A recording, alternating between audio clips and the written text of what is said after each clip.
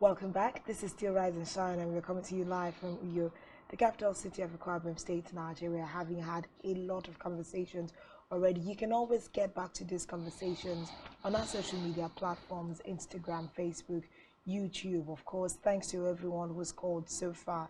At this point, we are looking at conversations around the gubernatorial election that is going to be held nationwide. But our conversation is going to be narrowed down to Akwa Ibom State. But then, of course, you can always take a leave, in your different states. How is it going to be? What are the expectations of the electorate?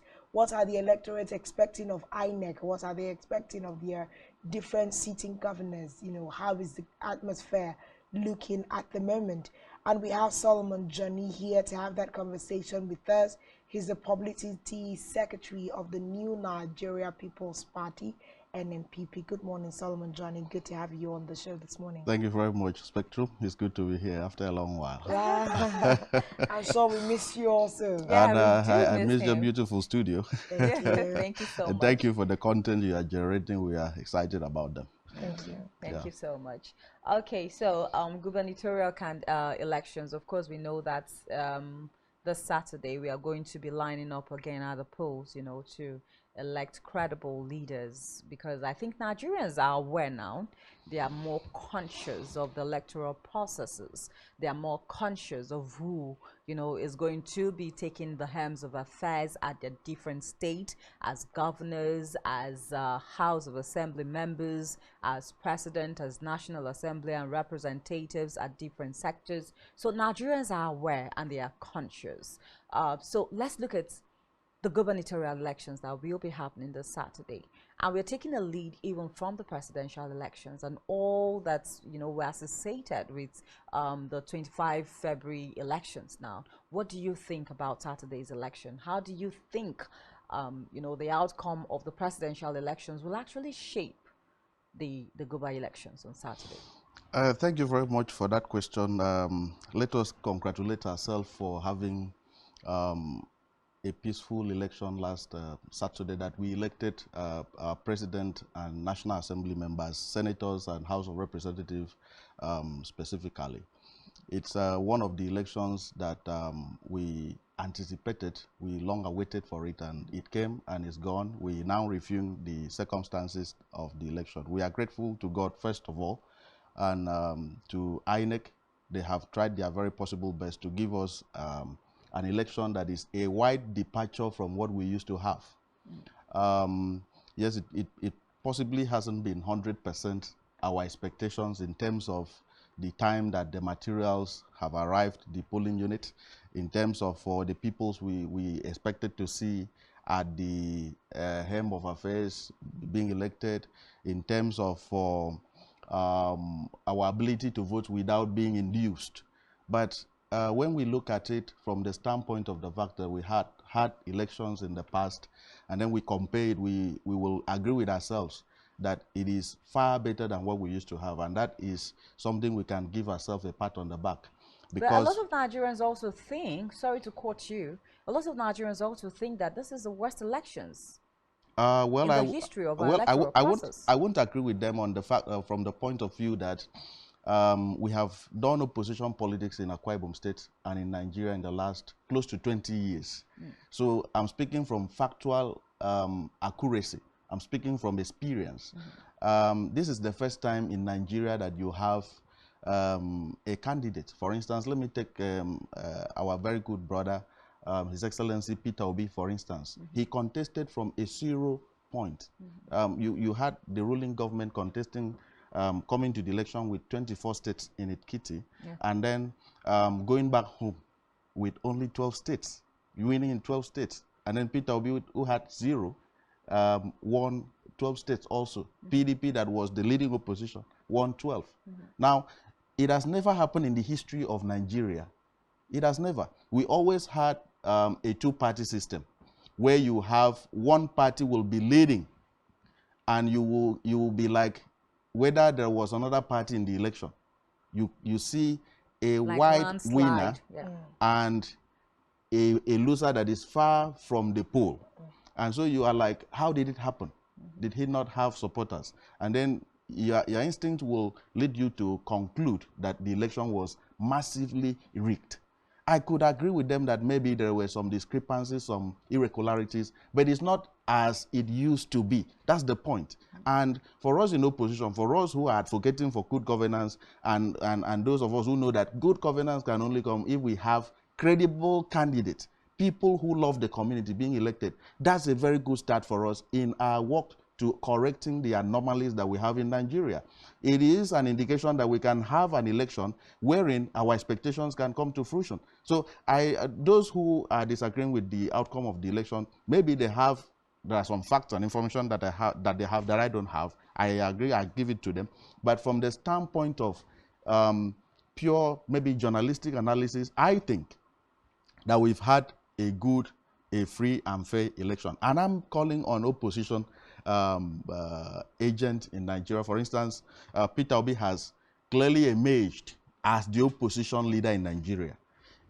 He has gone to court based on the fact that he probably that's a very good way of addressing election issue, not protesting and damaging, destroying properties, because as opposition we have to caution ourselves. That's a very good step that he has taken. But beyond that step that he has taken, he needs to look at the gains that he has made in the election and see how he can consolidate and, amass Nigerians to see that we must give the government that has emerged or will emerge a check. Once government is not checked, once there is no strong opposition, the government in power is bound to fail, because it is that check, it is that fear of losing election that makes government to perform. Where you don't have a strong opposition, you can forget about good governance. So His Excellency Peter Obi, apart from going to court, must look at consolidating, holding the grip of the opposition that he has had. Let's assume that he wins maybe 12 state governors. Let's assume that the states that he won will elect a Labour Party governor. And then he has 12 governors in the first run of Labour Party coming into the reality of the Nigerian political scene. That will be a good start for us to start contemplating having a government after the 2023 general election. Do you believe that Peter Obi, leading the Labour Party pack now, has what it takes to serve as a strong opposition for an APC-led administration for the next 4 years? Do you think that they have that bone in them to, really be an opposition? Well, all that it needs for you to be an opposition leader is intellect, transparency, an antecedent that is not questionable. Peter Obi has that. We give it to him. Of all the things that we've had in this election, we've not seen somebody coming to say, oh, Peter Obi stole money. Peter Obi did this. It is just a question of media propaganda that we have seen. And that's why if you look at the result, he emerged stronger than even we expected. Sometimes we did not even anticipate that he can win up to 2-3 states, but he won 12. He equated with the powers that be. And that's to say that Nigerians are interested in having a leader that has clean record of service delivery, clean antecedents. And don't miss the point. The only problem that Nigeria has is corruption. The only problem that we have is how the resources of the state can be channeled to the, to the benefit of the citizens. And corruption stands in between that. And if you have a man, even if it were you, even if it were me, who is, adverse to corruption, who is determined to channel the resources of the country to the well-being of the citizens, we can sit in Nigeria and compete favorably with any world power that you can think of. Okay, let's just leave Peter Obi and the Labour Party on this, and even look at Akwa Ibom State. Before now, it was PDP in Akwa Ibom State, predominantly PDP in Akwa Ibom State, and an APC government, which was more like the opposition government. Okay, but now we have a different narrative. We have the NNPP springing up very strong. We have the YPP springing up very strong as well. And I know that your principal, Senator James Udodege, was off the APC before he decamped to the NNPP. Now, do you think that with the presidential election, because whatever we say, however we think it, the outcome of the presidential elections is going to rub off on the gubernatorial elections? Did you have, as the spokesperson of NNPP now, did your party have a good outing in the presidential elections? Well, I will say yes.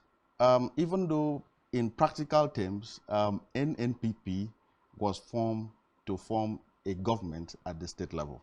We must understand that fact. We went to the presidential National Assembly election as a secondary objective of a political party. There's no way we wouldn't have participated in an election. And so there was this apathy of, you know, most of the persons we field as candidates were just like placeholders, so to say.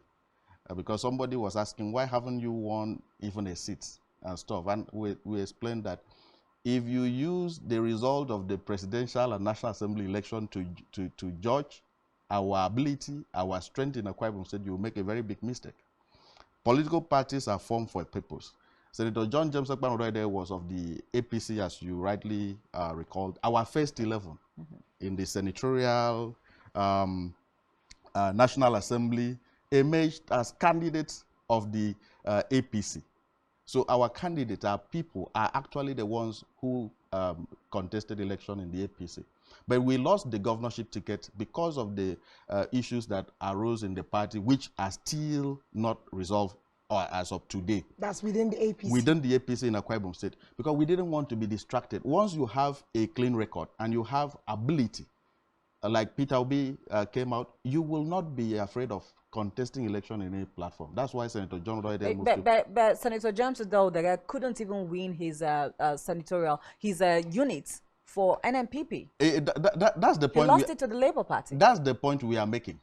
So, but in politics, it's said that if you do not even have the capacity to win your polling unit for your party, then what makes it? What makes you think that you can actually win an election? What if you know that most of the victory that you had in the last presidential election was as a result of NNPP members being bipartisan in the poll? I'm not supposed to stress that point, but I'm asking you to wait and measure the strength of NNPP at the governorship election. And because NNPP was formed to contest the governorship election with the person and personality of distinguished Senator John James Ekpan, who happens to be the opposition leader of Akwa Ibom State. I said we have done opposition in Akwa Ibom State in the last close to 20 years. And Senator John Odoide is the man who had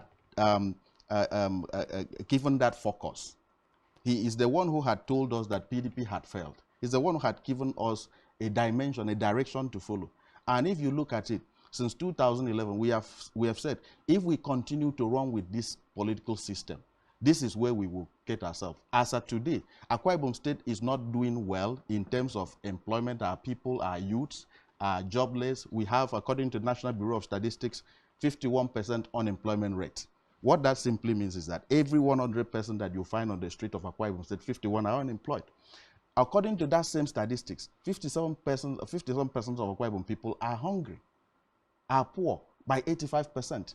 Reason is that we have said we don't need to continue to have a government of jamboree. We need to diversify our interest. People must go into trade and investment. And up till this moment, we still have a system where monies are stashed away from the people.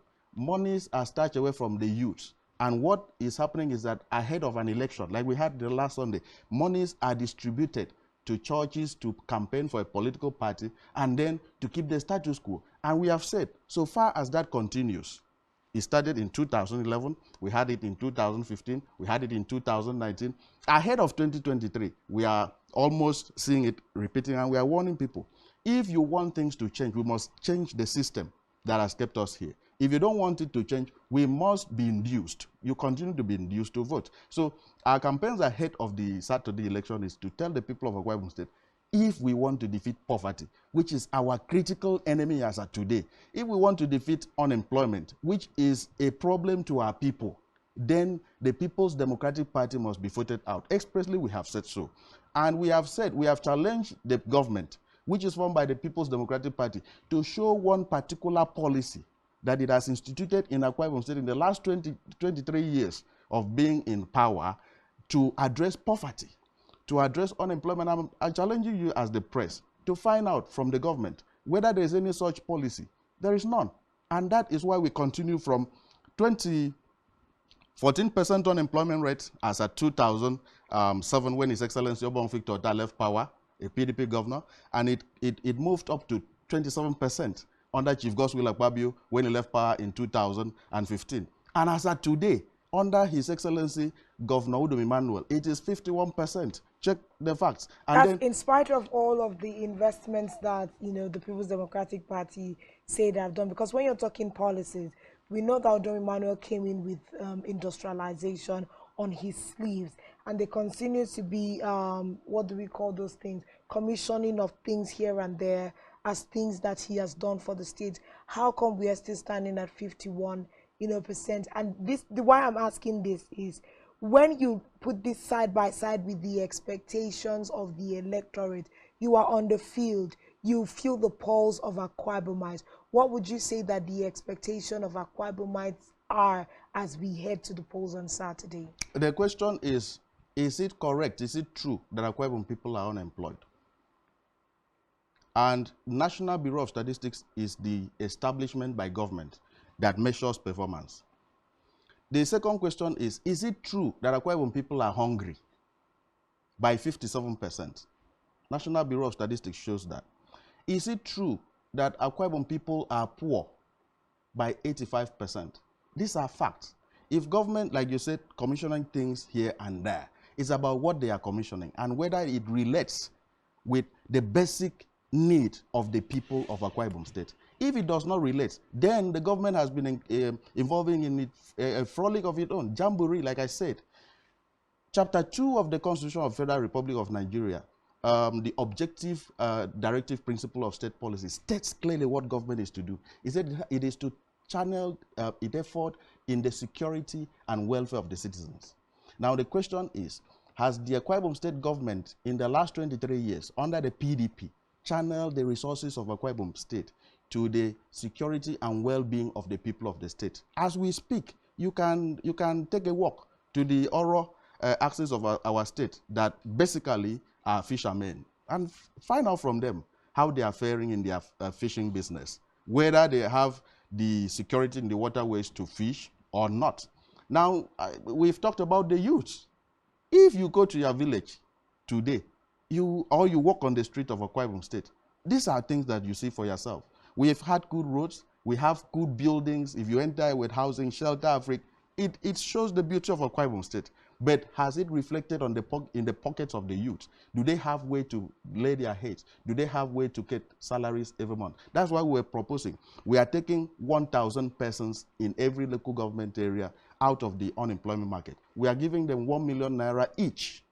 Now, I think that these are just campaign promises that will not see the light of the day. Because we have situations where politicians will reel out promises, because in the last 23 years, and at the end of the day, we do not even see these things happen. If you've been lied to, so if you're going to tell the Akwa Ibom youth that you're going to be giving them 1 million naira, where exactly will you get such funds from? We are told, and we have seen evidence that in a state where you say that, you know, there are no industries to even employ the youth, people are dying of hunger. Where are you going to get that kind of money from? Where does the state government get 50 million naira to donate to churches? We have video clips, we have evidence of 50 million naira being donated to churches. 50 million naira in our proposal would have given 50 persons 1 million naira each to go into trade and investment. And how much is the sum total of empowering 31,000 persons, 1,000 per local government with 1 million naira? A paltry 31 billion naira. Is that monies that is difficult to get in Akwa Ibom State? Check the data of what we've been collecting. In the last 5 months, from the derivation areas that we've collected from the state government, we've gotten close to 500 billion naira. I expect the press to ask what these monies are used for. Of course, and when political parties, when political parties, when people make claims of politicians failing, you need to find out which political party. It is very unfair. What I want to show to you now, Johnny, unfair although we have it to be generalized, because NNPP, we have never been in government. We've never doled out any promise. If promises have been doled out, members of the NNPP have been members of these political parties that have been in leadership. Good. Now, who is in charge of making good governance available to the people? Is it people campaigning for opportunity to save, or those who are saving? It is correct to say that the PDP has failed Akwa Ibom people. It is incorrect to say that, for instance, YPP, ANPP, NNPP that are campaigning are liars like the PDP because they have never been in power. You can only conclude only if, when, for instance, you elect Senator John James Okpano to office, and 1 year after he does not do, that's when you can conclude. So our promise to the people of Akwa Ibom State is that we are campaigning basically on the failures of the government, and you have to give us the opportunity if you want to change it. But if you are comfortable at the way things are, good and fine. Saturday gives us the opportunity to elect. I think that that's just, you know, political gimmicks. You know, when people want to go into office, these are the kinds of things that we hear. PDP failed us, so give us an opportunity to go and redo. No. Because this is my question. What's the guarantee that when you go that's not supposed to come from? That is not supposed to come from us, because our duty, our duty is to interrogate. No, but this was the question I was even trying to ask. What's the guarantee that when you go sit on this amount of money that we know we have as a state, you would jurisdict it to these quarters? Because these are some of the promises that others have made. Others they came have in, over saw time. the same money, but decided to use it for other things. When you go see these 31 million or billion lives that you can use for 1 million per youth, how sure are you that when you are seated there, you will use that money to do what you have said? Good. These are the issues. The man that we are putting up as the governorship candidate of NNPP, distinguished Senator John James Okpano, was a local government chairman at the age of 32. He served as the chairman of Uyo local government area for just 6 months.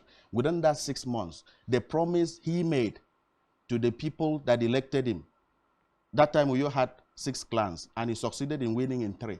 The promises he made to Ibesikbo, that axis that I come from, was that he will give them light.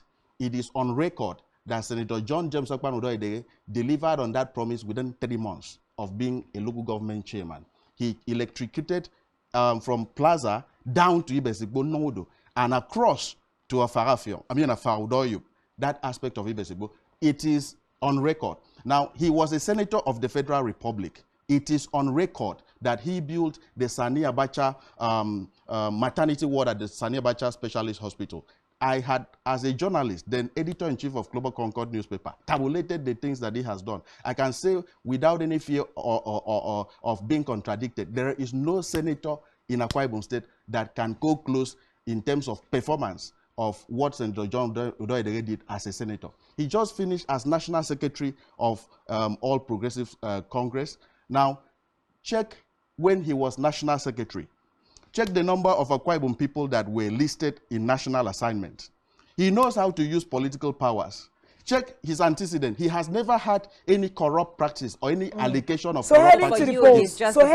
So the issue is that we are putting his antecedent as a local government chairman, as a senator, as a minister, to the people of Akwa Ibom State. He has a good track record of service. He does not have any issue of thank you so much. corruption. I think our time and is these up. are the things that Akwa Ibom people should look at in electing the next governor of Akwa Ibom State, given the peculiar situation that we find ourselves as a state today. Right. Okay. I think Akwa Ibom people also have the willpower to choose whoever they want to. Definitely, we have different candidates who are going to be on the ballot for next Saturday's or this Saturday's elections, actually. But we want to say a very big thank you to you, Solomon Johnny. It's a pleasure to be here. Spokesperson of the New Natural People's Party. I like that you're a young person as well, pushing for your candidate. Are you sure I'm really young? But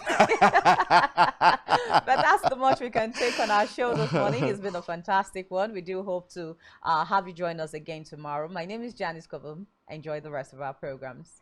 My name is Yanek, and it's been a delight being on the show this morning. Thanks to everyone who called in and everyone who gave us a super successful production today. Let's do this again tomorrow.